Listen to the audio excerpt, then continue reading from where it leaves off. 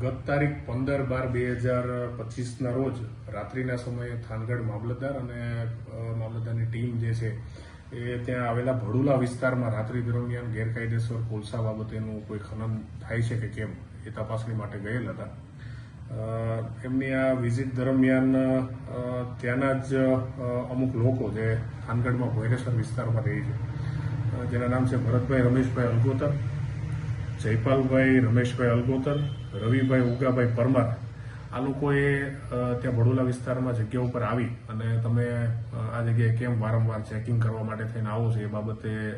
એમની સાથે છે જીભાજોડી કરી, મગજમારી કરી અને એમને ગાળાગાળી અને ધમકીઓ આપેલી હતી અને એમના સ્ટાફ સાથે મારામારી પણ કરેલી હતી. સાથે સાથે જે એમની સરકારી ગાડી હતી એને પણ નુકસાન પહોંચાડવાની જે છે એ ઘટના બની હતી. આ સમગ્ર ઘટનાના આધારે થાનગઢ પોલીસ દ્વારા બીએનએસની કલમ 115(2), 121(1), 221, 352, 324(3), 54 અને જીપી એક્ટ 135 મુજબનો ગુનો જે છે એ તાત્કાલિક દાખલ કરવામાં આવેલો હતો. ત્યારબાદ આ જે આરોપીઓ છે એની શોધખોળ માટે થઈને સતત પ્રયત્ન ચાલુ હતા અને આજરોજ ચોટીલા તરફનો જે રસ્તો છે ત્યાંથી આ બંને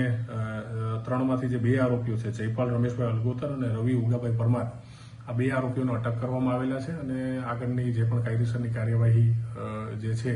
એ થાનગઢ પોલીસ દ્વારા કરવામાં આવેલી છે. અને ત્રીજો જે આરોપી, મુખ્ય આરોપી ભરત રમેશભાઈ અલગોતર જે છે એને પકડવા માટે થઈને હાલ જે પ્રયત્નો છે એ ચાલુ છે.